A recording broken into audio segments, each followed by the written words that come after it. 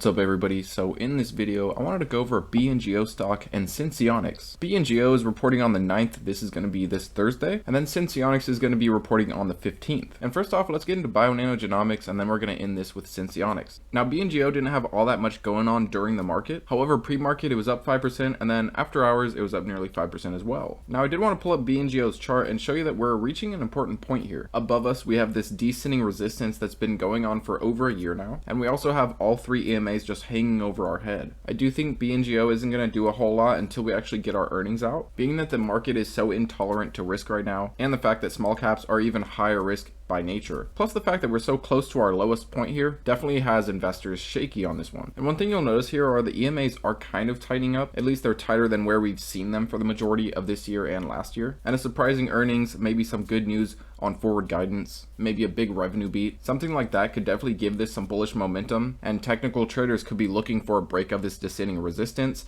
a flip of these three EMAs, at least a flip of the 50 to the 100, but I will be watching for a flip of the 50 to the 200. You'll see back here during the fall of last year, the 50 has flipped the 100 just a few times, but never got that momentum to flip the 50 and the 200. So while this chart is still bearish from a technical standpoint, to me it's a long-term investor's paradise if you have high conviction on this stock, being that it's so close to its lows. And while the candles are bearish, the RSI has bounced right from the beginning of the oversold point, and the MACD does look like it's beginning to curl upwards. But the short-term bullish or bearish moves on Bngo is definitely going to be due to earnings and of course upcoming macro environment factors. But stick around because I will be covering their earnings when it comes out. And next up, let's look at senseonics. There is something I want to show you there as well. But one thing I wanted to show you here, at least according to this article, is the global glucose biosensor market is expected to be about a $20 billion market by the year 2030, which is right around an 8% compound annual growth rate. And you can check out the rest of this down below, but I did want to show you that these are the key market players and senseonics is one of them. As you know, they have a continuous glucose monitoring system. And there was recent news regarding medical coverage for these types of systems, and I talk about that in one of my previous senseonics video. I'll leave it at the end screen for you or down below. And as I said, senseonics is reporting their earnings on March 15th, and there's going to be kind of a joint virtual analyst and investor event alongside the parent company of senseonics